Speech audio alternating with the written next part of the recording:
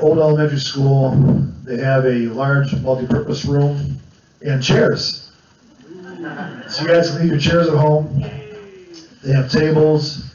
There's a stage up there. Not that we need a stage, but they've got it for us. They're going to let us build a cage in the back to store this lathe and the TV and stuff. They've already got one TV on the wall that's there. They've got great Wi-Fi, so we have our meeting in a big room where everybody can fit in there and be comfortable and be happy. They have a kitchen there if we need to do anything with cooking and whatnot. We're going to have our own dedicated room for our workshop, for all of our lathes, all of our equipment. And across the hall, there's another room with another workshop in there. In the back, they have 3 greenhouses. In one of the greenhouses, they have a lumber mill that they have not used yet. So we're going to have full access to the lumber mill, so we want to bring trees there and slab them. We're going to be able to do that. They're going to give us that opportunity to do that. There are so many amenities here, I can't begin to tell you. We'll be able to have our symposium there. They're going to be able to clear out rooms so that each demonstrator at the symposium has their own dedicated room, so nobody's being disturbed by the other people doing their shows 20 feet away. So, and they told us when we met with them, we said, oh, how much do you want for rent? We don't want any money from you, we just want you to be here and work with us, and we want some of you guys to volunteer to teach our staff how to turn so we can teach our people how to turn. Someone once told me that if you give nothing, you get nothing. I don't believe in taking for free. This is a charity. These people are doing everything that they can to better this world. We are going to, as a club, determine a couple months down the line what kind of a donation we can make to them monetarily. We're going to pay for space. We're not going to take it for free. So that's my thought process. Who's in favor of paying them for something? Say aye. Aye. Good. So I'm not a dictator. I want to work with everybody's vote. That's good.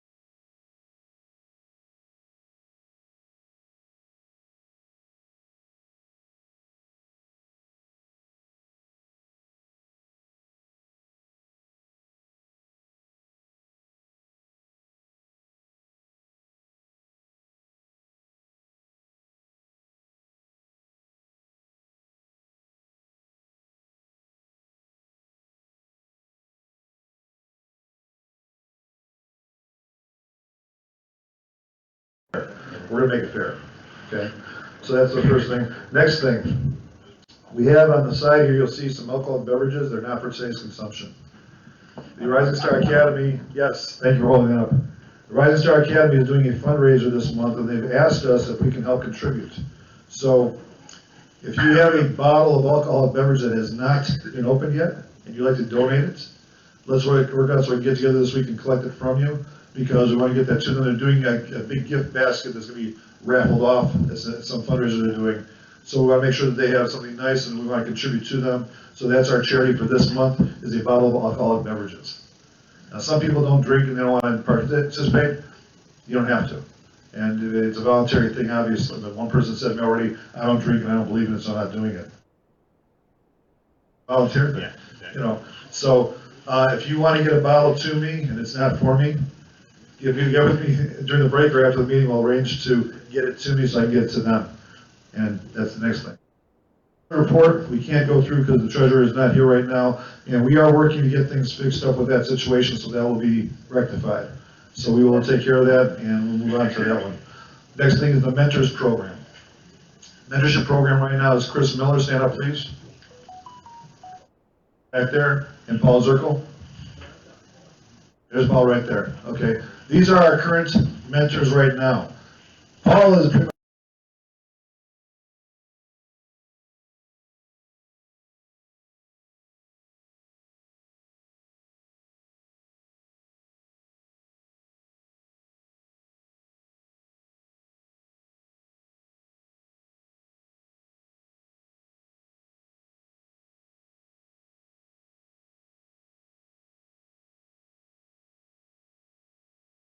all of our mentors get together and have a process that is similar or the same, so that the new people coming in have a foundation that is uniquely the same across the board. So I want the mentors, the three of you guys, to get together. I'd like to work out with you also, so we can establish a process of mentoring, because each of you have your own ways of doing things, and some of you guys have this strength, some have this strength, some that strength, whatever. I want to pull it all together so we're all on the same page, and we have a structured way of doing the mentoring program. Do you guys agree? Thumbs up? Okay, good. So let's do it that way so that we're all on the same page. Next thing I want to do, Paul, you got something to say? Come up front. Then yell loud, I want to hear you. It's come to my attention that there's quite a few people here that really don't know the basics. They don't know how to turn a bowl, they've never turned a bowl. And don't be ashamed, that's what we're here for. So please come to us and, we're here to help you. I'm your president, and I'm only a novice turner myself, in all fairness. So Ray over here has been mentoring me for 17 years, I've almost got it down. So Paul's been mentoring me for a while now as well. Trust me, you would rather have one of these guys that truly knows what they're doing teach you than to wind up with an injury. A friend of mine last year who had bought himself an American Beauty, $10,000 worth of lathe, got so excited he put a piece of 16-pound wood in the chuck and did not use his tailstock and put up the speed over 1,000 RPM. His wife found him in the driveway with a full pool of blood. Spent 3 days in the hospital. If he would have asked me, Jay, how do I do this? I could have sat down and showed him, and he would not have had the injury. So by all means, it's important for you to know properly how to use the tools. And if you are not sure about something, by all means, come up and ask. If you guys want to learn how to use a skew chisel, come and see me. I'll be happy to teach you. I'll come to your house. I'll make sure you know how to use it properly. It's a great tool if it's used properly. Nobody better than Jay with a skew. I mean, he is a top man. I think there's probably a few people that I appreciate it, though. Thank you. So, as far as the mentoring goes, I want you guys to really take advantage of that. Okay? Jack? Well, you might want to move over to the camera. Yeah. See, I'm so big, I thought I was in there already. So, okay, good. Most Thank of you, you though. was. Most of me was, yes, thank you. Okay, next thing I want to do is I want to bring up anybody who is brand new today, first meeting, or you're a new member, please come and say hello. Please step up here. Anybody that's new in the room, don't all jump at once. If you're new here, step on up. Glenn could not be here today in the meeting for the membership program, but What he is going to do is meet with me later this afternoon, so if you have money for membership, by all means, come and say hello. Okay? I'll start with my friend Ron, who I just met yesterday. Ron, sit back here, please. He's not a wood turner, doesn't intend to become a wood turner, but Jason, who owns this facility, asked me to get with Ron. I went to his house yesterday. There you go, now you're in the tape there. Ron's wife passed away a little while back, and he's decided he wants to liquidate his tools. I went to his house yesterday. He's got phenomenal tools. No lathe, but table saw, drill press, bandsaw, all kinds of other tons of tools. He's been taking some pictures of the stuff that we have here today. And for those of you who are interested in buying tools of that nature, he's got spindle sander and all kinds of other good things. We're going to go and put together a list for you guys with pricing and so forth. I want to kiss his hand. Very good friends now.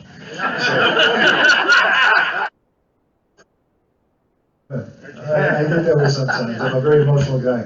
So I wanted to bring Ron up and introduce him to all of you guys. I was extremely impressed with his shop yesterday. You could almost eat off the floors. I wouldn't, but you could almost eat off the floors. You want to say? No, I'm just grateful, I belong to the Michigan Woodworkers Guild. I have for 20 years. As a matter of information for you, in all that 20 years, they have had a 1 o'clock Sunday social hour, 2 o'clock meeting time. And the meetings typically run an hour, a long one might be an hour and a half. So I've watched another group do the Sunday, and it's worked out well. I'm not going to vote here, but that's the information I have. Ron, thank you so much. Thank you. If you guys want to talk about his tools, come and see me. We'll figure out time to get you over there to see the tools. Thank you. I got the pictures here if you want to see them. And his business card also. They're just on the floor. Okay. My name's Mike Bush, and I was at last month's meeting here. I'm intending to join when I get home on your website. And I'm very impressed and excited about this. Welcome. Welcome. Where do you live, Mike? In Livonia, Michigan. Welcome.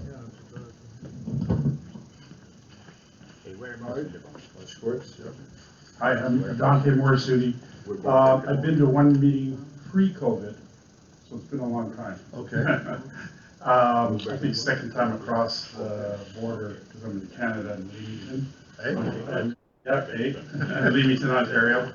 And I belong to the Kent Essex Woodturners Association that Paul here runs on our side of the river. And I'm intending on becoming a member of this.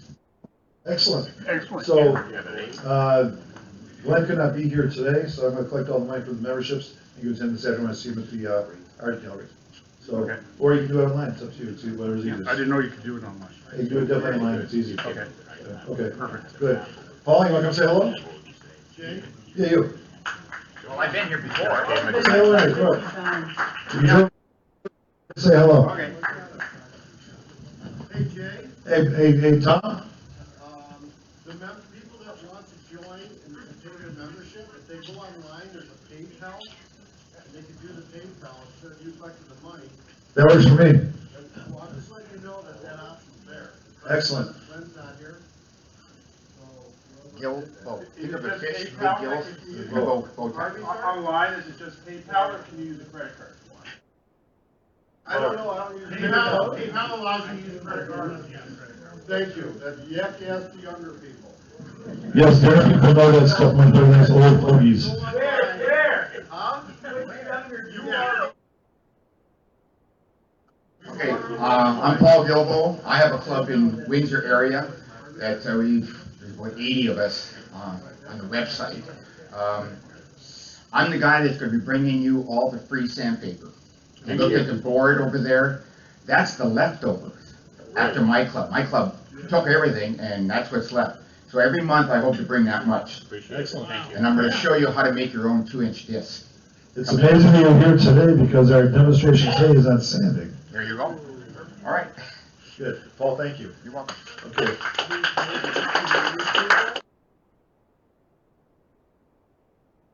So now I want to move to the show and tell. So if you have a show and tell, come on up. And just to save time today, I think we're gonna do two things at the same time. If it's okay with you guys, let's do the show and tell and the President's Challenge at the same time. So we're gonna step up one time. Is that good with you guys? Yep. Yes or no? Yeah. Okay, good. So let's start up here. I'm gonna be up showing my other pieces. Yeah. This is how you cut your own sandpaper. Just get 2-inch pipe at the hardware store. You get a cap. You sharpen one side. Sharpen the second side. If you want to hammer down on a bench, put your sandpaper here, grit upward, and just hammer it. I use the Harbor Freight pink mallet there. Yeah. Works great. And if you're hammering on a log, end grain, you do it this way. You do it this way. Put it against the sandpaper, and this will cut maybe 2 or 3 at a time. And if you start using the free sandpaper, because these little 2-inch discs are almost $1 each. So if you can do your own, it saves you a lot of money. Hold that up. Okay. And that's it for this. I'll be back with my bowl. Okay. Good. Let's go. Next person, come up. I made some measurements for myself. And since I did each one a different Start up by who? What's your name? Oh, my name's Bambi. I made each one out of a different acrylic, so I decided to make each one with a different design. So Those are that's beautiful. kind of my first attempt. Very nice. Very nice. Thank you. Very nice.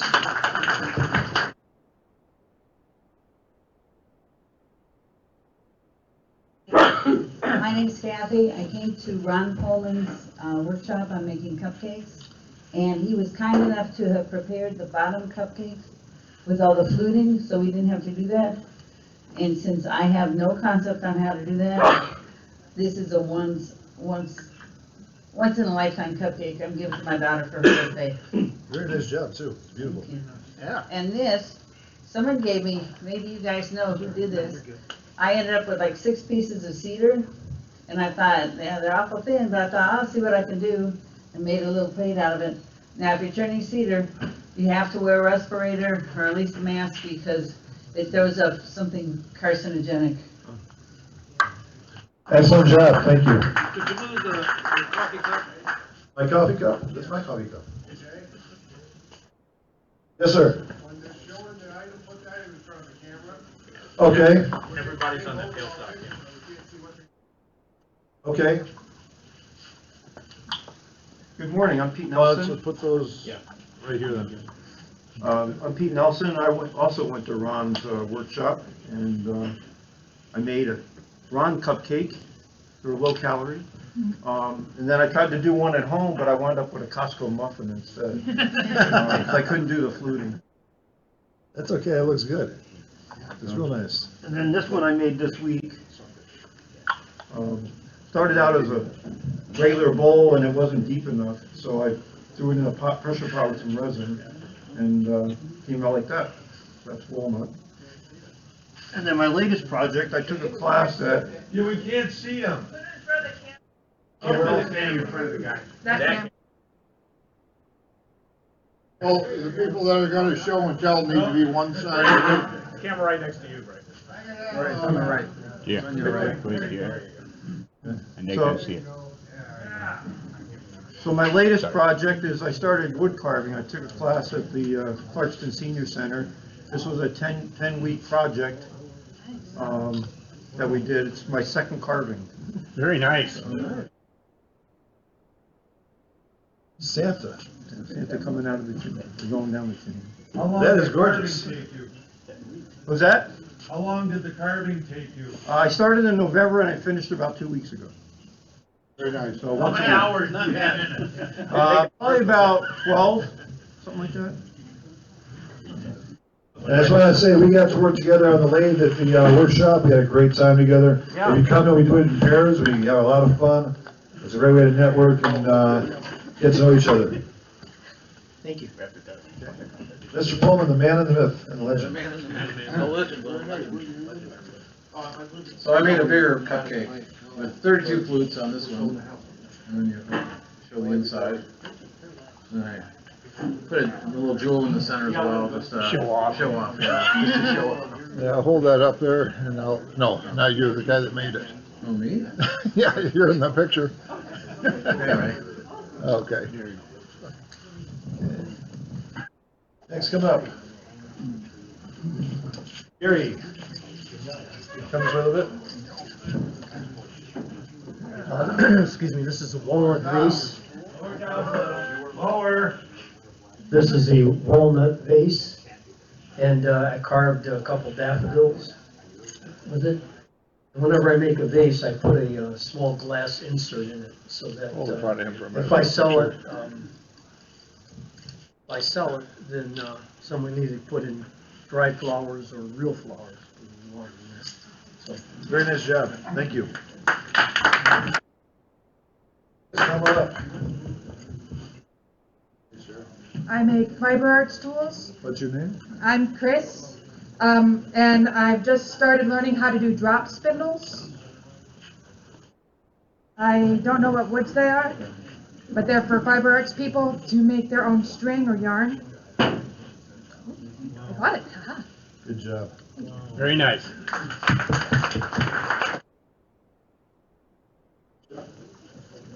Eric Rathberg took the turning class that Saturday with Ron. Step back a little bit. And step back a little bit. Let's see it. And somebody took a bite out of it.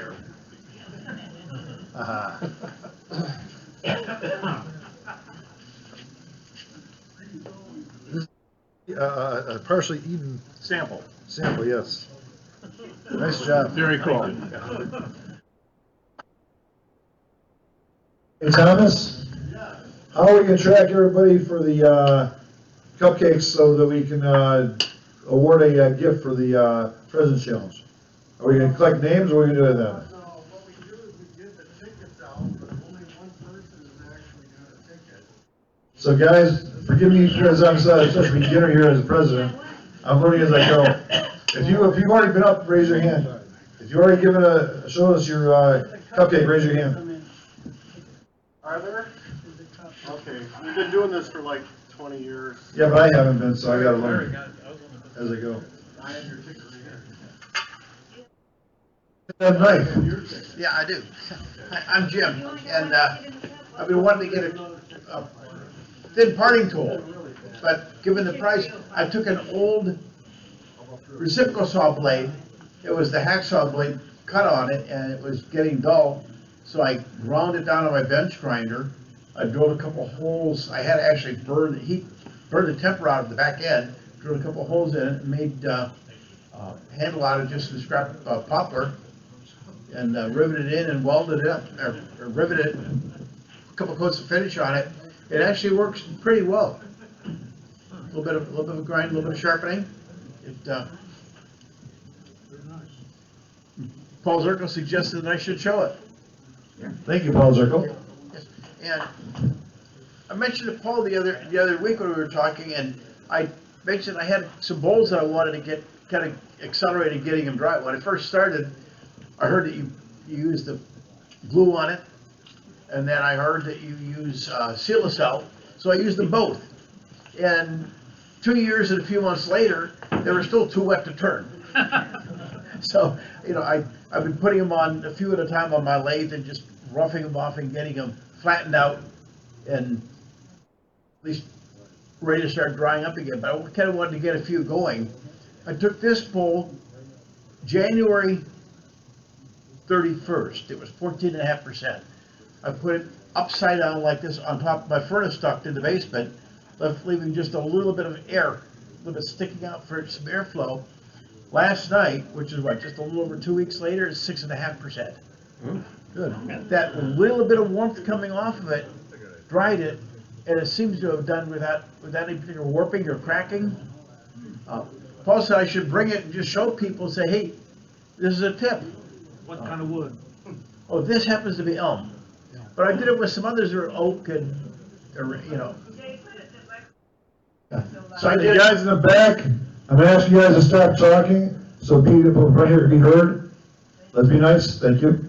But I've done the same thing with a couple other pieces of wood, different varieties, and it seemed to work out kind of nice. Now, I'll let this sit for a couple of days and let the humidity get re-equalized around inside it and with the house, but it was a gentle way of doing it without it actually having a kiln. Very good. Good idea. Thank you very much. Thank you.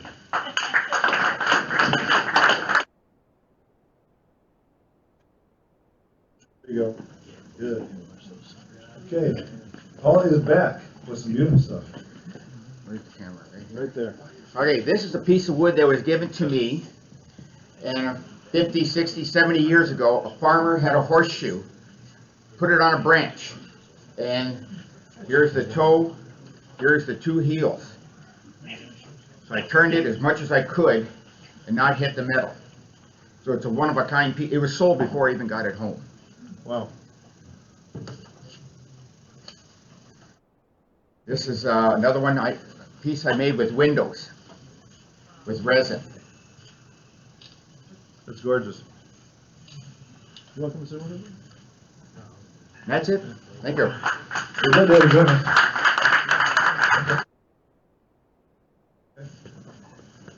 My name is Mike Runaway, and I'm a wood turner. 3 weeks since my last meeting. I made a cupcake. I carved it. I've set it on my lathe and used the index and drew lines across. And then when I took the carver, I just followed the lines. And the wood is elm. And that's all. Congratulations. Very nice. Nice job. The man, the myth, and the legend. Yeah. Another one? Yeah, another one. Other legend after all the other ones went through here. This is a birdhouse, and the reason I really brought it in was that I haven't got 2 cents tied up in this. No, I think that's, What I did, I hollowed the inside out, and this is a piece of scrap wood, and it says artist spray Frase. Then I took a chainsaw and cut this out, sanded it off, put some little marks right here, and this part goes into the tree, the screw. And I just think it's cool. well, the screw was probably 2 cents, wasn't it? So you do have 2 cents in It's it. used.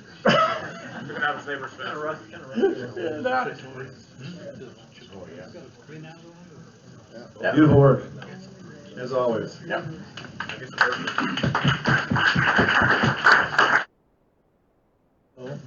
Mike Foydell. My name is Mike. I'm gonna make a philosophical statement here, if you don't mind, but 20 years ago when I started turning, there weren't very many websites. There was no YouTube at all, and there was, I think, Wood Central and the World of Wood Turners. Anyway, when you posted something on those sites, everybody was super critical. You couldn't paint things, you couldn't dye things. Yeah. And if you had a crack in your piece, oh my God, that's firewood. And so that's how I've turned my whole time since I've been turning. So what I try to do is I try to find nice wood and that has really nice grain to it. That's a piece of maple burl. These two pieces of this one and this big one are monkey pod, and they have more chatoyance than any wood I've ever seen. Gorgeous pieces. They're just, When you guys get a chance, go by the table and look at these. This is phenomenal. this is called Red Mallee Burl. It's from Australia. I bought this at an AAW symposium, the piece of wood, and when you go to a symposium, there's some really good wood dealers there from all around the world. So I always try to make yourself available to do something like that. Here's the other monkey pod, the big one. They came out of the same piece of wood. I cored it.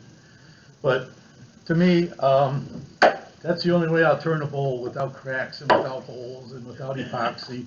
Just natural, because I think the wood grain speaks for itself. But that's just me. I'm an old man. The joints in those bowls is gorgeous. By all means, stop by and see it during the break time. Well, how you doing with the new meeting? Doing great. Paul Newberger. I did not bring anything turned, but I did show on the website about a month ago a bowl that I was turning, and I had burned a lot of pattern into it. Hold that up, Paul, show So- me the picture. So this was originally going to be a clock. I'm going to show. And I thought, since there's 12, I was going to use this as a clock. But I didn't, but I'm now showing it basically is what you can do with different burning tips. That was really a funnel, right? No, that was never a funnel. And then this is just a sample board. And it's all the same technique, but all different patterns. There's at the bottom left two are what I burned on the bowl. The top ones are, above that, are ones that were burned, similar pattern as the below. And the other one on the far right, it is the same pattern that I'd use as far as the twisting, but a different type, different pattern. And part of it is when we were at Aeromont with Avellino, Samuel, he showed us how to set things up and use some French curves and different things like that. And that's what these were all done with, is that particular piece was all French curved and indexing. So it's quite interesting, yeah. What were your main tips? I use a razor tip generally, and I use the S1, which is the super fine tip for all the lines that connect. I use an F3, an S3 skew for most of the other stuff. And then the dot, if I'm using the dot, I use a stylus ball, which is I think 330 seconds. But yeah, and then like I said, it's all patterns, and just playing with the burner gives you an awful lot of fun, and it's amazing what you can do with just kind of twisting things around a little bit. In closing on this one here, this piece of wood looks very familiar to me. Yeah. Because this is one of the ones I got from LaFata Cabinet. I used to work at LaFata, as a lot of you guys already know. There's a ton of scrap there, and if you guys want scrap, just let me know and I'll make sure you get it. Paul took a lot, you made a banjo, didn't you? Yeah, I made a banjo, and it was all scrap material from LaFata. Yeah. You gotta bring that in next meeting. Yeah, I'd love to see it. So if you guys want some of this scrap, Chris is going out now getting scrap for her stuff that she's doing. It just goes in the dumpster, it's landfill. So if we can save it from landfill, that's a good thing. On the table today, I've got a box of moldings that are maple from LaFata. There's just more things you see that they have that they throw out. So, and we can use it and we can turn it into beautiful material. So take a look at the box back there, the maple stuff there. This stuff is available and it's free. Who likes free? Raise your hand. Yeah, me too, I like free. This is free. I get it from Place Kalamazoo, it's free. So by all means, let's talk about free material when we can. All right, John Giselle here. Some small things to make some rings. Typically, I spend half my time in a hotel room. So what I've been doing is making these in the hotel with a Dremel and just getting them flat and taking them home on the lathe and then buffing them up. So you see that? Very pretty. Okay. So this one is actually paint chips from, it's made with just some paint chips, and these are some different stones here. So it gives me something to do in a hotel except for watch TV. Keeps me busy and make a mess in the hotel room, and a little bit of dust all over. Look, clean it up, they have people there. That's right, and there's another. Leave them at that.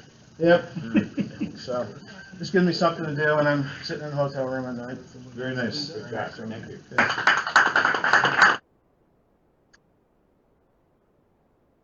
Dave came to visit and he's a good man. I'm Dave Warden, I'm a member of the Michigan Association, and I didn't bring anything to show, but I'm going to cut down a 70-foot cherry tree one of these days soon. 18-inch diameter, 19-inch diameter at my chest. And I've got probably a literal ton of poplars, 2 pieces back there in the raffle. If anybody wants any, put your email address on this. I'll put it back here on the raffle table, and I'll email you when it's down. All you gotta do is come and get it. If you bring a chainsaw, you can cut your own, or I can cut it for you. But you gotta come. Where are you? Where am I? Andersonville Road, near Davisburg, between Davisburg and Claxton. Thank you. So, but you gotta tell me, because I've tried this with my club and nobody comes and gets any. So it's all rotten out in my woods. Thank you very much. Time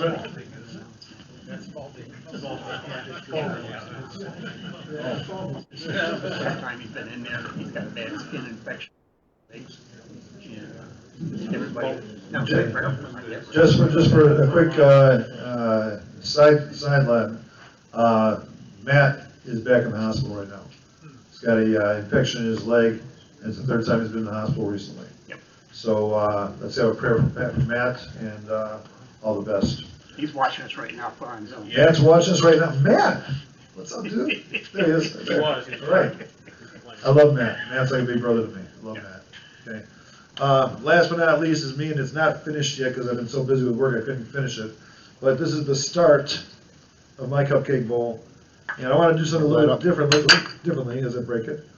So I made the top out of Jara, put a little design on the inside there, the outside. And I will get this finished hopefully next week or two, so I can show you the finished product at the next meeting. But Ron, thank you. It was a great demonstration you did. Great workshop also. So, moving forward, let's go to safety chat. Got a surprise safety chat today. Where'd she go? Yeah, she's coming. No, don't run. That's not safe. No scissors in your hand, are there? No running with scissors. Okay. Quick second. Okay, real quick second for Jack. If you bring in a project that you want to have shown on the website and on Facebook, bring it over to where I have the camera box, please. I can get it done a lot quicker. Excellent. Okay. Oh, you're on, baby. I'm Michelle, he's Doug. We're not here to lecture, just to remind, yep, you reminded me. So I'm sure there's several people out here, maybe not, that you claim that you can't hear your wife's voice or partner's voice. What? Why not? Yeah, because they talk that way and you're looking that way. Okay. Anyway, you might have an excuse. Number one, we're all aging. We lose our hearing as we age. Can't help it. Number two, women's voices are a different frequency than men, so that might be another reason. But the third reason might be all the noisy stuff in your shop. So, and then we were inundated with loud noise when we were young with the radio blasting in the car. That started the whole hearing loss. And I still do it, so it's still, I can't hear him, because my radio's blasting. So we went out in our shop and measured all the decibels of the various tools that we use. And our shop, quote, is an insulated, heated barn, about 1,400 square feet. So we have a large cavity of noise, reverberation and stuff. So Doug's going to show you the measurements of the decibels, and then I'll little spiel on the end of it. So it's your turn. So you can just read them off. Well, they can read these, maybe read them. Well, we just did a couple of things. So the first one, dehumidifier for wood turning. Well, I cobbled a nice fan, squirrel cage fan, out of a dehumidifier, set it up, and so Michelle uses that while she's doing her wood burning and wood burning. So anyhow, it's a pretty quiet fan. There's not much, 60 decibels. So we have a couple of bandsaws. Running a bandsaw, this is a Craftsman 12-inch bandsaw. I'm going to read them off because the humidifier was 60 decibels, or the fan. Got it. And then, Can you read this? Can you read that? Yeah. Okay. Can you post that online? Sure. So we did a couple of things. We've got a couple of bandsaws. There's a Craftsman 12-inch. With wood, or without wood, it's 79 decibels. With wood, it's 90 decibels. And that was softwood. It wasn't like what we turned. Oak or something. But anyhow, the radio alarm saw, that's a screamer. That's just turning it on is 87 decibels. With wood, softwood or pine is 104 decibels. So these are loud. I mean, they're short and momentary, but nonetheless, you still need to watch your hearing. A couple others, obviously, the big Grizzly bandsaw was a little louder. with and without wood. It's 94 with wood, 80 without, just running. You don't usually run your saws without anything in them. The next one is the shop vac. We have just a rigid shop vac. It's pretty quiet. 75 decibels running. The old shop vac brand, 85. That's a big difference, 10 decibels. And shop vac is typically running. You should have some kind of hearing protection if it's on for a long time. So lathes don't make too much noise just running, but without cutting, 80 decibels. Lathe with the vacuum, decibels, not a big deal. Grinding wheel, sharpening on your CBN wheels, 81 dB. Quarter table sander, wall sanding, 80-90. Just the stereo speakers, that's what's going on in the barn, that noise. So there's a lot of ways to mitigate that. And under your helmet, I know you can't wear your shooting earmuffs or any other earmuffs you have.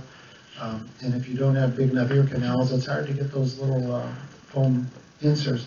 The foam inserts really has to do with your ear canal size and how well you put them in. How about duct tape? You can do duct tape. But most people, if you haven't put those foam things in, you've always got to raise your ear, straighten that ear canal, roll it real fine, and get it in, and listen to it expand. I mean, I've used that instead of earmuffs. And he claims he can't hear me talk. I can't. And he can hear this expand in his ear. So anyhow, do you have more on this? I do. Okay. So by comparison, a whisper is 30 decibels. Normal conversation is 60. And then a motorcycle is 95. Noise above 70 over a prolonged period of time may start to damage your hearing, and loud noise above 120, immediate harm to your ears. And there's a website on our beloved CDC, or there's a link on our CDC website that will go into noise levels, and also recommended they want buy quiet, and they have a listing, a database of all the listing of various tools that you can buy and the decibel rating that they would recommend buy quiet. So that helps. And then you have those that have a smart, i.e. Apple phone. There is a app there that you can go in and you can measure. The CDC says Android phones aren't as accurate as the Apple, but they didn't say Apple, they said smartphone. So anyway, there is some good literature on the CDC site, and just go for noise. Now, that's all we have for that, but we have one PSA. Okay. Okay. Go ahead. You all know about dust mask. Some of you use the RZ mask. We just bought some, and they work really well. The other thing, the big thing about them is, so I use them under my shield, no steaming, it works well for me. Michelle had a problem. She was getting a little like dust marks inside of her mask. Well, first of all, you have to measure per their measurements, and I did exactly what they said, and they said a large for me and an extra large for him. Yeah, so any case, I sent them pictures. So this is about customer service. When you buy something, anybody can sell stuff, right? That's how they support it.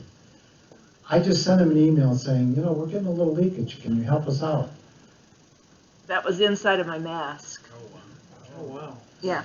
So that's what you're breathing in if you don't wear one of these. So customer service came right back real quick and said, I think you have bad valves, brand new mask. They immediately sent out new valves, put them in, and so far we're good. Yeah, and the new valves have a different insignia on it, so it suggests that they've come out with a better valve. So look in your mask, and if you're getting that yucky stuff, email their... Don't be shy about emailing this mask company. When you find somebody with customer service like this, it's worth your effort to support them or their product if it works for you. That paper's mine. I'm going back to make myself. Huh? Take this. I got my papers. Oh, sorry.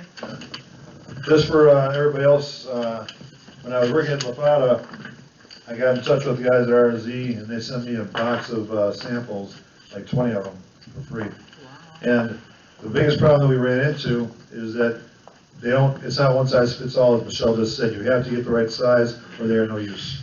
So you have to make sure that it's the right size for you. If it's the right size, they will work good. Yeah, and the other thing is, we did measure, and Michelle's first mask that said she needed a large, and I called the company and said, no problem, we'll send you out the next size smaller, don't worry about the other one. They were very good when I worked with them when I was at La Plata. They were very prompt with everything they did for us. I just got a text message from Jim Williams that he's available for April to do the seminar, but he'll be on in May. How many guys think that April will be good in the month to have a hat seminar, demonstration, and workshop? You guys like that idea? Some of you don't? Who doesn't like it? So here's the problem. Some of you guys didn't raise your hand for either side. So when I ask for a vote, I need to get a good vote, which means everybody got to participate. So if I say who's in favor, if you're not, then do it next time, right? Okay. Who's in favor of the hat? The hat demo. Yeah. The hat demonstration, yes. Yeah, we'll do a demonstration, we'll do a workshop. He was at Ron Campbell's last year and did a phenomenal job. Everybody was there, loved him. He came down a month ago. We went and had dinner with him and with Lyle Bedard also. We had a really good time with each other. So I'm looking forward to this time. It's going to be a good demonstration. So one more thing. Kathy, do you have anything to discuss for women in woodworking tonight? Just that there's a Women in Turning Exchange is a virtual. We collaborate with women that they kind of assign to us, but like last year I was involved with a woman from Nebraska, a woman from Denmark, and myself. And we had a lot of fun. It's a nice way to get into women in turning society and meet other people. So it's a lot of if you haven't received my emails, Jack, let me know and I'll give you I want to discuss that in this building. Guys, that is the first part of the meeting today. We're going to take a 15-minute break. During this break, I want you to stop by that back table, buy a lot of tickets from Thomas. Every time you buy a ticket, it supports the guild. It gives you a chance to get something off that table. And so let's do that and talk with each other. Can I say something about it? Would you like to? I would love to. In my own defense. Can you say something about the name tag? Yes. Everybody knows your name then.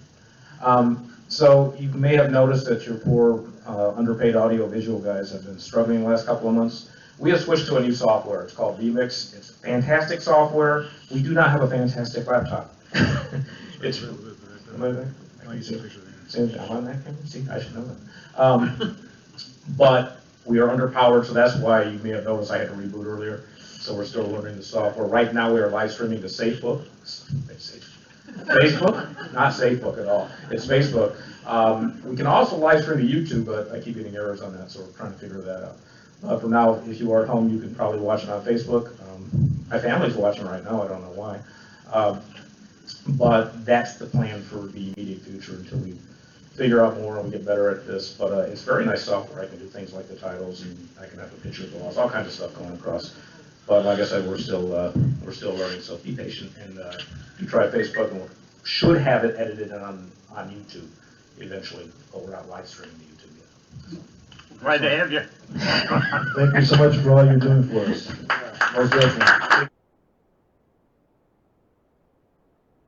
Let's take that break, get a coffee, get a cookie.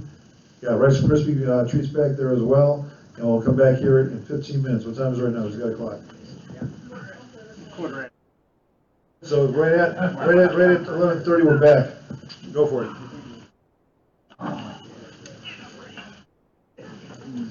Name tag. Oh, and while you're, hello, are you back? You guys hear me? Hello, hello. And while you're back there, check the back table for name tags if you need your name tag. Pictures? Yes. That's what I wanted. I wanted to see what you got for a band sock. Who's your friend that does the machine work? Is he here today?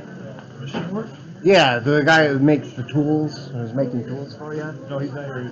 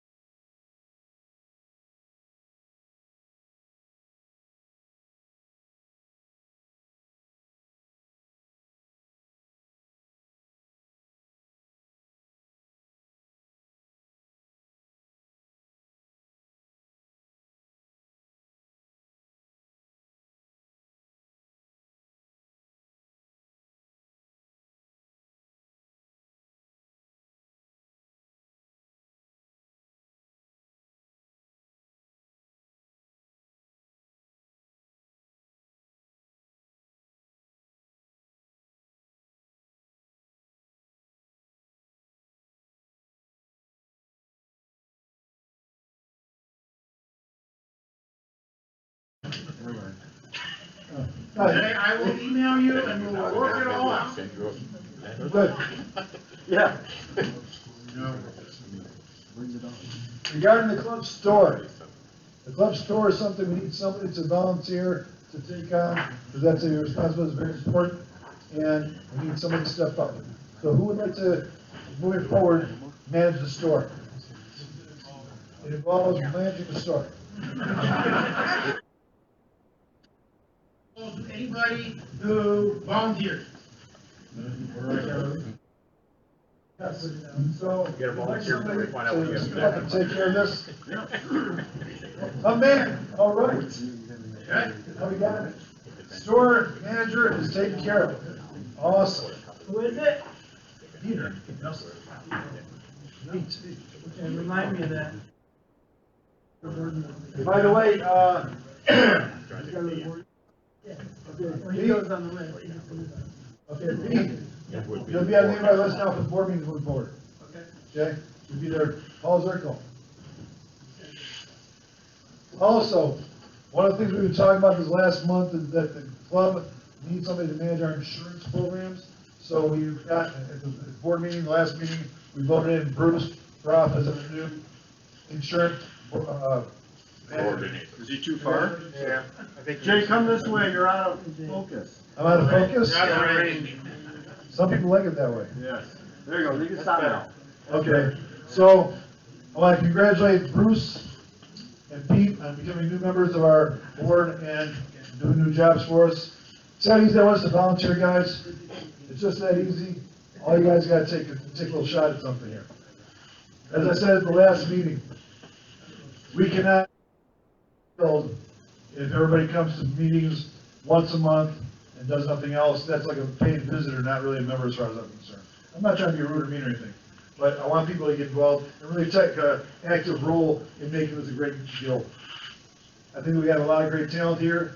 We got a lot of people here that have the ability to become great talented artists here, and I want us to all work together to make that happen. Any questions? No.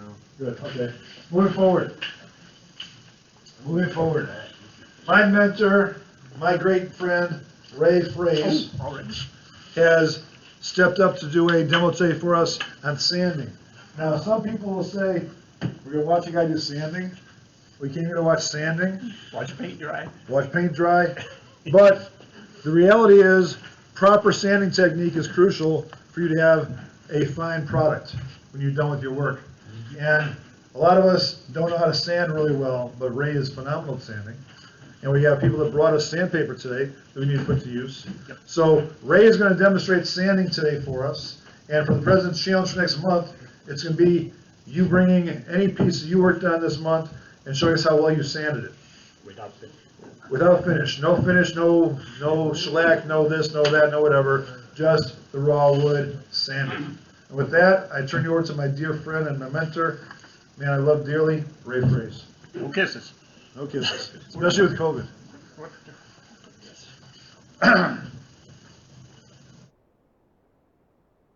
Pictures.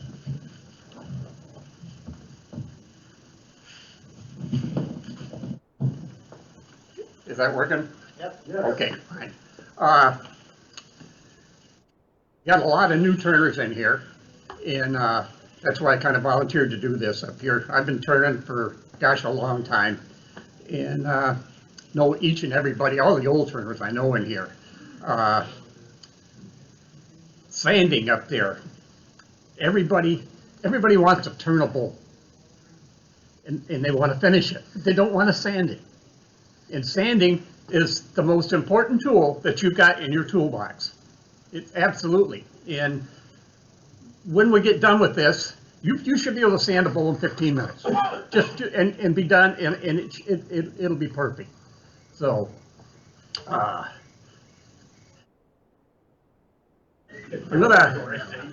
happened? Your crickets were going off. What? Somebody's phone had a cricket. Ooh. Turn up the volume. Can you turn up the volume? I don't know how to work it. I can. You don't.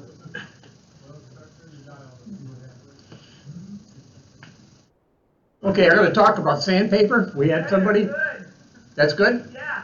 All right, I'm gonna talk about sandpaper a little bit. You don't want cheap sandpaper. You want good sandpaper. And I use Clean Sport. I don't know anything about the sandpaper they got up there, but it looks good. That's factory seconds, so you can't use it, it's second quality, but it's free. Okay, okay.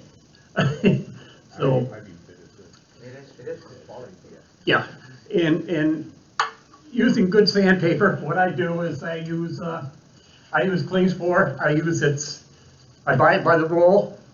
I take it and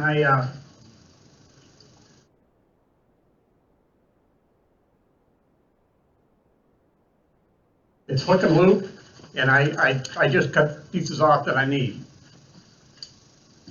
I also, I want to show you one other thing, how to save a little bit of money on making your own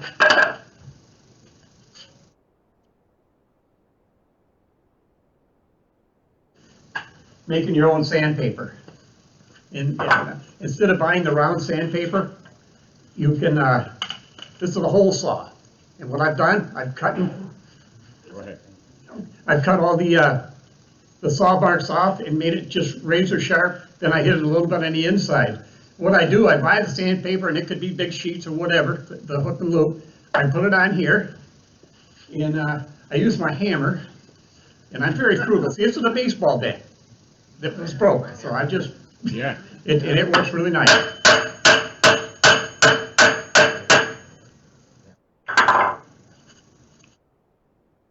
Now you've got a piece of sandpaper up here. You're doing this for pennies on a dollar. Just so much cheaper. Okay, we got past that. And, what I do with the sandpaper, I take it and I organize it.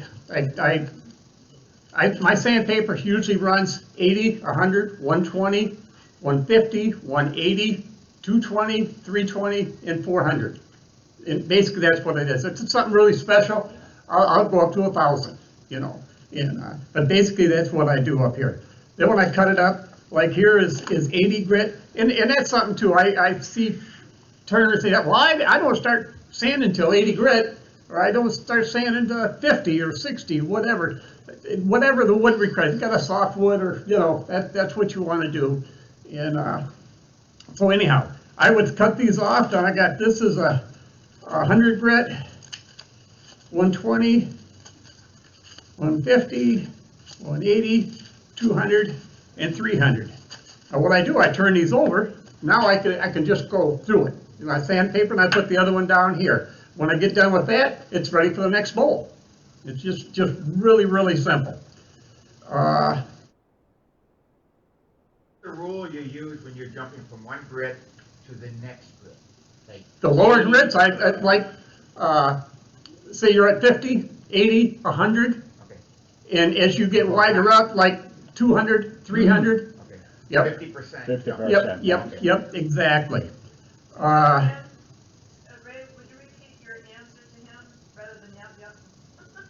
I just agreed with what he said. Okay. He's asking how the difference between 180 and 300. You know, you just start out like 20 grit, 50 grit, 80 grit, 100 grit, 120, 150, 180, all the way up. Yes, sir. And then between grits, you should wipe out the bowl. Absolutely, I was going to get that. Okay, yep. And that's important too. Mike says you should wipe the bowl out. If you're turning, say 150, and you go to 180, you don't wipe the bowl out, but some of the sand is left from the sandpaper on there, and all of a sudden you got this scratch on your bowl and say, well, where in the heck did that come from? Yeah. And that's where it came from. We used to tell people to just blow it out between, you know, but you don't want to breathe this stuff either. And lady was talking about cedar, and cedar's really bad for you, but this is bad for you too. All that stuff is bad. So, okay, where am I at now? Sandpaper, 100 grit sandpaper. Once it's done, it's done. It's not 150 grit sandpaper. be frugal. Wood turners are the most frugal bunch of people you have ever seen in your life. And especially starting out. After they get a little... So, I am going to...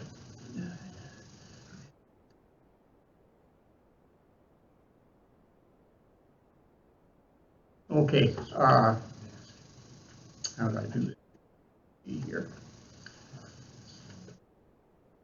Sanding, there's people in here that they're longtime turners, and they show me their work, and there's tool marks on it, or there's sand marks on it, and I've got people, well, like Alfred, where's Jack? Jack's in here, Paul, Matt Harbor, that's in the hospital. How you doing, Matt? It's almost like a club. They will never ever turn in a bowl or bring a bowl to a meeting like this that's not sanded properly. Mike Fidel's another one. And if I'm missing anybody, it's just so important. It just it's like some people, they just, man, your work is so great. It's just sanded. I got myself, or not myself, I'm gonna Mike or Jim Costella. Yeah. Jim told me one time he will sit in his living room watching TV, sanding a bowl for hours just to make sure there's no sand marks in it or no tool marks. And it's like a club they've got here, see? And everybody's not in it. And I want everybody to join. Yeah.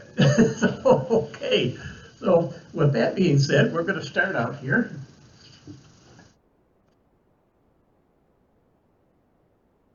A lot of people are using grinders or sanders to do their sanding up here, and just using the I'll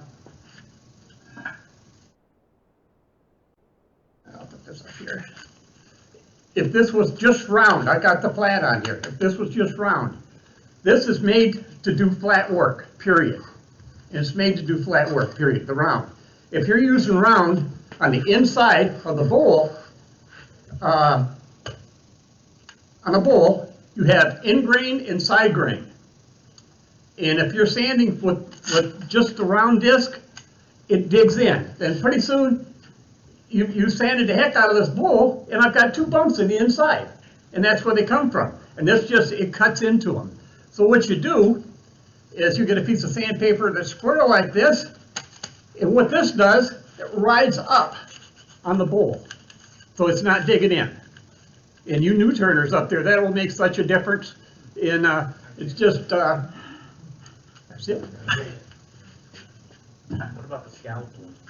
The what now? I've got holes in the scallop. Scallop are fine, that's where this came from. And I just use the paper, I cut it off, stick it on there, and it goes right up. And that just saves a lot. I'm not gonna make my own scallop. Yeah, it'll save you. How much you pay for the scallop? Too much. Yeah, it's not 3 or 4 cents. No, it's not. Okay. Sanding pads. I have 2 of them here that I have used since I started turning. And my favorite is the round. I just like it. I pick it up all the time, and I use this more or less for the flat. But I really like this one. And I am going to start.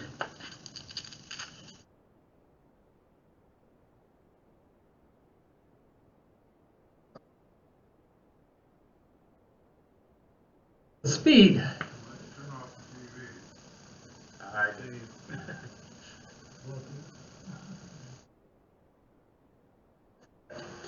The speed. I've gone over to people's houses and I've watched people sand, and it looks like a beehive around them. It's just sawdust in the air, you know. You don't have to do that. You don't have to sand hard. You don't have to sand fast. And what we're doing here,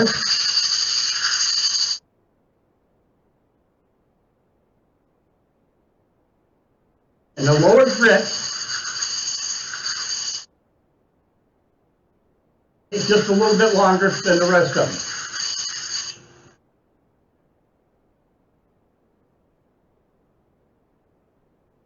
Close.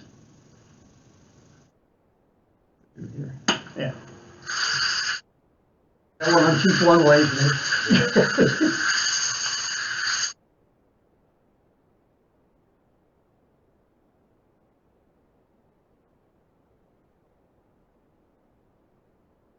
That keeps the corners real sharp. Someone was asking about.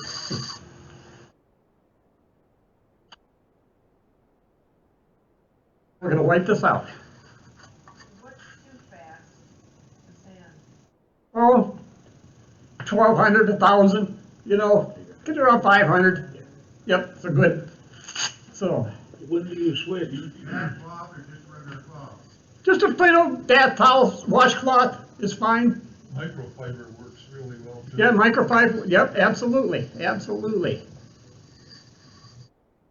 Yeah, looks pretty good. So now, What do you, how do you judge, when you want to switch to the next grip? when this is nice and flat, nice and, no When you get rid of marks. the other scratches. The only scratches we have on here are the, what did I start with, 100. And sometimes I start lower. I even use 36 if I'm doing segmented. Because to do the inside of a segment, you can't do it with a gouge. I've blown up too many bowls. And it's just a lot of time wasted. But you can take 36 grit, put it in there with a segmented bowl and zip, and it's just perfect. And then come back with the finer grits. So anyhow, now I'm at 120. Another thing in my demos, I'm into that KISS thing. Keep it simple, stupid. Don't try to make something that's not. Anyhow.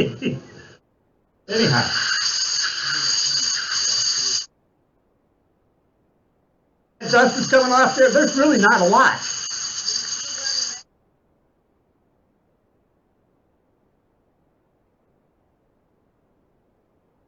A sharp end, hold it flat.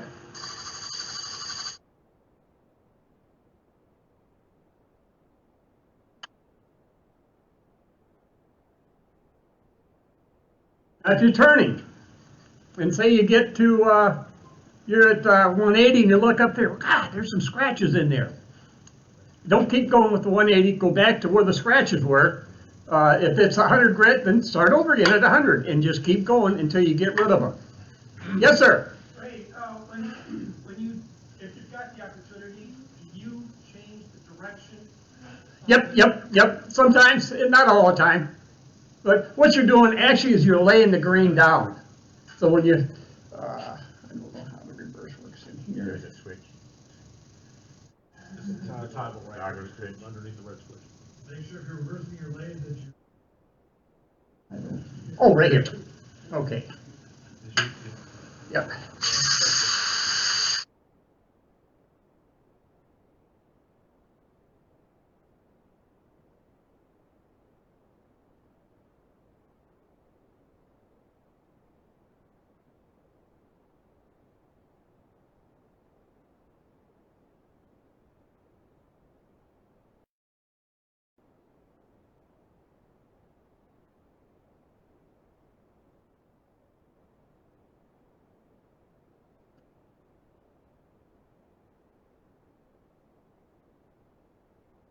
Did you lock that chuck down? No, there's no such screw on it. That doesn't have that on this. Oh, okay. Built in the front wheel back.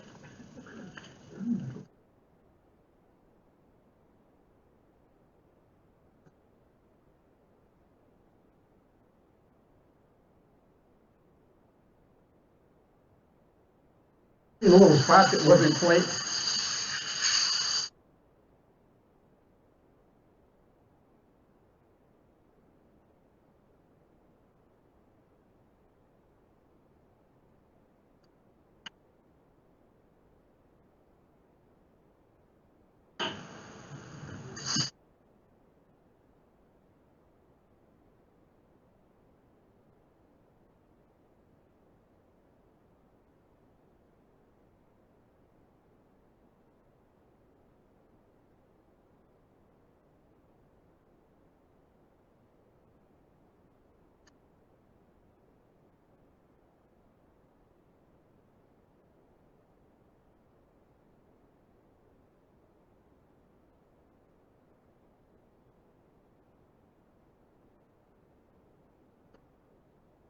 Okay, just kind of bear with me here.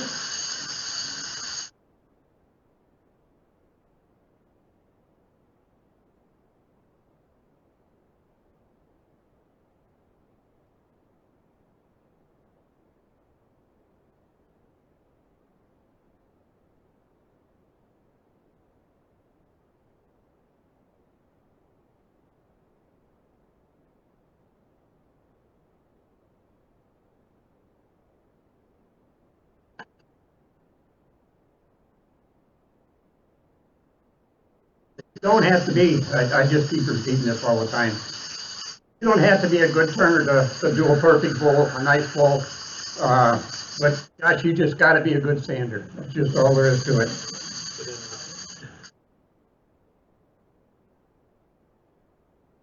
Exactly. I'm just going through the grits. I'm almost done here.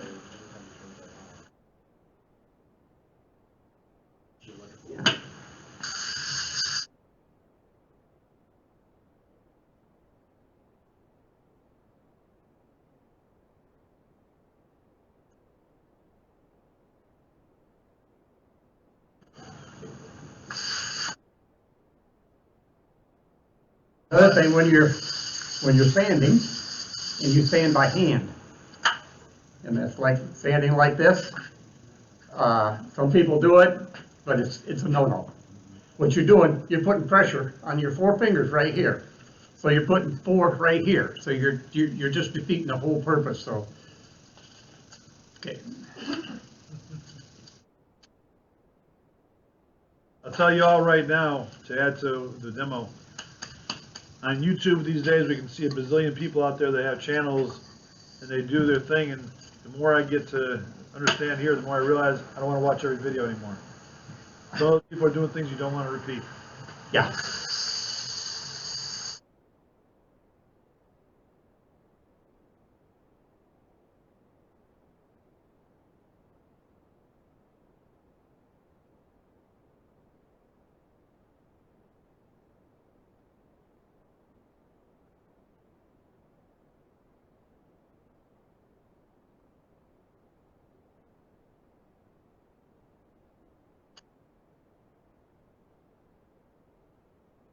Everything is just the opposite of my life. Yes, sir. Frank, when you sand, do you sand according to the finish that you're going to use?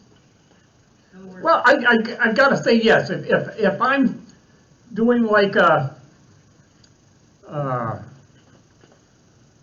bowl that's going to be used for soup and stuff like that, 200 is the number. But if you're doing something, a candy dish or something, you're going to put out, I'm not saying make it shiny, but make it just, so.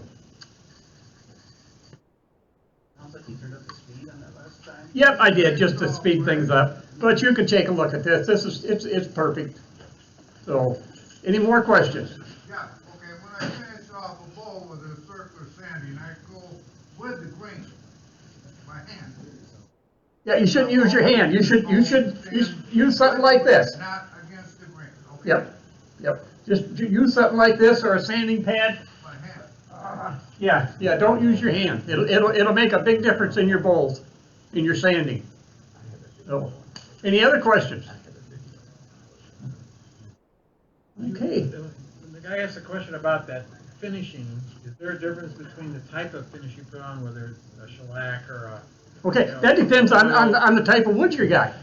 Okay, that's the question. Yep. In some you want to wipe on, some you go ahead. Well, let me finish what you were saying. Oh, yep, that was finished. What about the use of sanding seal? Sanding seal is great. Absolutely. At what point would you use it? I don't use it that much, but I know people that do. I just don't. I've used it sometimes where I can't get a finish. It just won't take a finish. But other than that, I don't use it. Yes, sir. Ma'am. We were told that the increments of the grit would be 50% higher than the previous. So 100 and then 150. Well, on the higher grits, yes, but on the lower grits, like at 50, it'd be 50, 80, 100. Okay, then 120. Then it gets bigger, 150, then it's 180, then it's 220, and it's 320, and 400, 500, 600. Yes, sir, Michael. People who have problems with dust and lung problems. Yeah. I always, just because I don't want to have a lot of dust in my lungs, I use a mineral oil beeswax on my piece, and then I sand. Yep. There's nothing in the air that Absolutely. It rolls off, and then Yep. maybe I'll add a little more. Yep, I've gotten some of that from you. Yeah. Yep. I learned that from Eli Abazera. He had, well, in a room, small room. Uh-huh. It would just be full of dust, so he said he started putting that compound on. Yep. The grit breaks down, just with the fine grit at the end. Yeah. So it just rolls off the bowl when you're sanding. It doesn't make a lot of dust. Yep. Any other questions? Like the sanding grit, like the beeswax, but with the grit in it. You know, Like Yorkshire grit. They put a grit in it. Yeah. Similar to that, except Mike's is better. I don't put the grit in there. Okay, any other questions? I'll tell you what, you guys have been just a fantastic audience, and I applaud you. Thank you.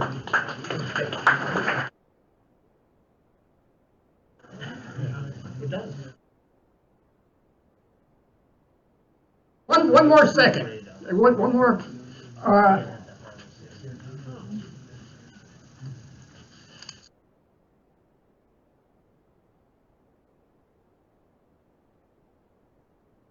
Go.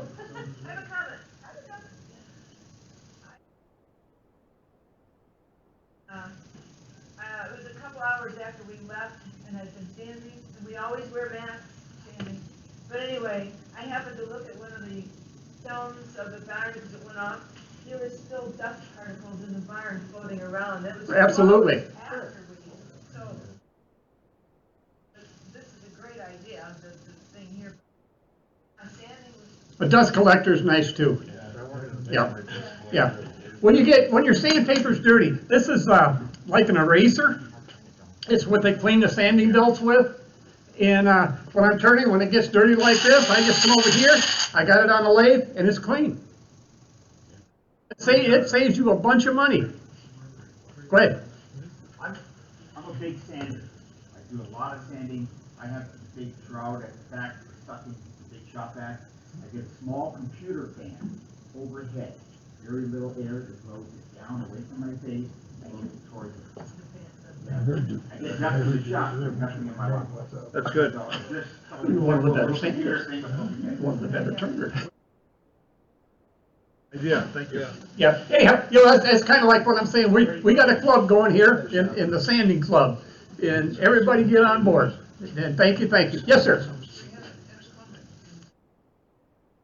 I can't hear you. I can't hear you. During the safety talk, you mentioned. Uh-huh. And yet you can't wear the earmuffs with your hood or helmet on, right? I put them on, but I flipped the thing with the, Uh-huh. flip it down behind my neck. And I've got them on, and I just have to adjust the band so that it fits. And I make it work. Okay. So I have the hearing. Yep. Well, that's good to know. Thank you. Oh, you're.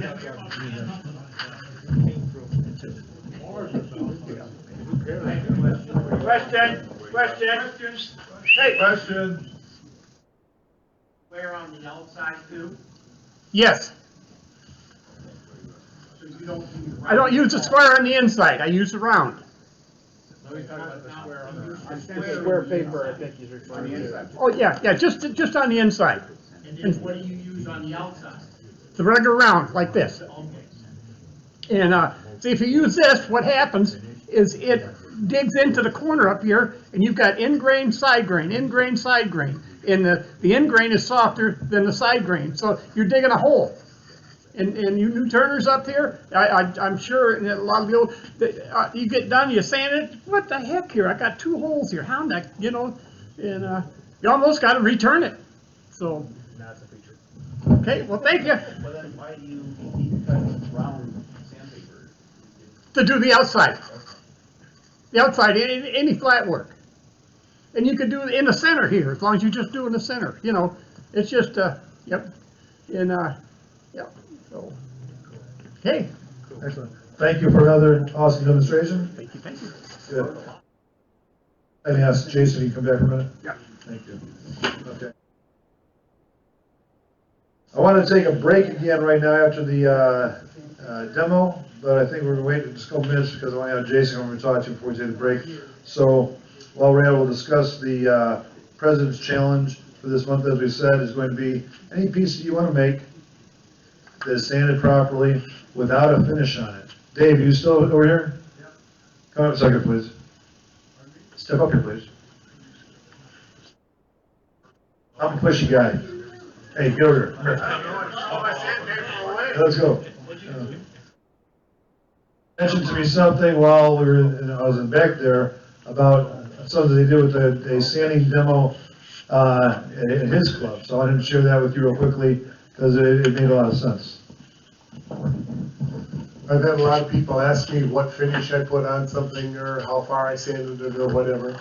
I brought in a bowl one day, ask everybody to pass it around and tell me what finish is on it.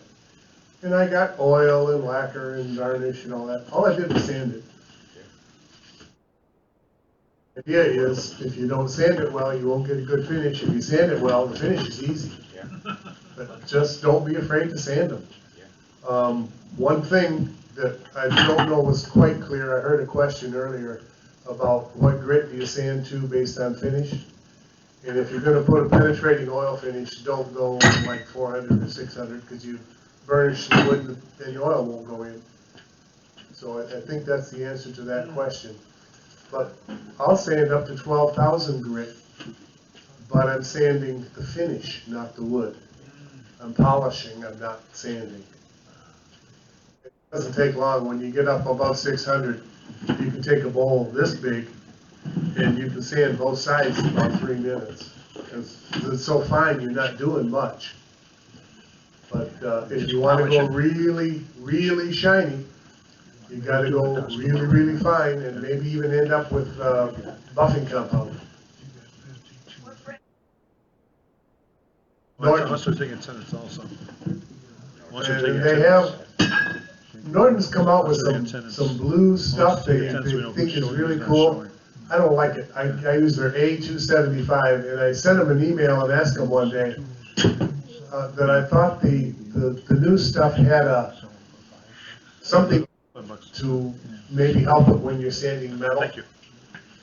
But it didn't, it seemed to gum up on wood a bit, and they said, yeah, you're right. So the A275 from Norton is what I use most of the time. Any grit. Although I threw away my 60 and 80 grit gouges. I tried to start with 100. You don't like it?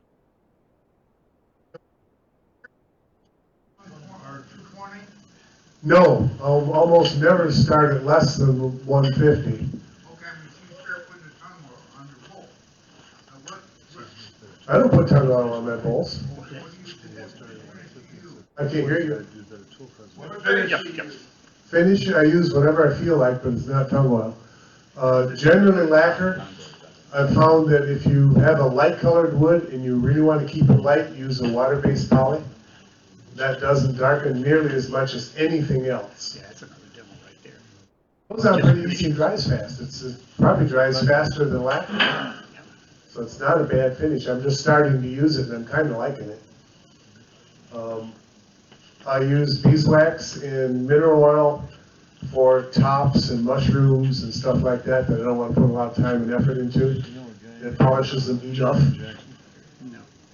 Never used it on a big bowl. It's usually lacquer or poly, depending on how the bowl's going to be used. If I really want it shiny, it's usually lacquer. And if you want to sell it, it needs to be shiny. for some reason. That's something like a neurological disorder. So Yeah, Bruce? Just switch it again.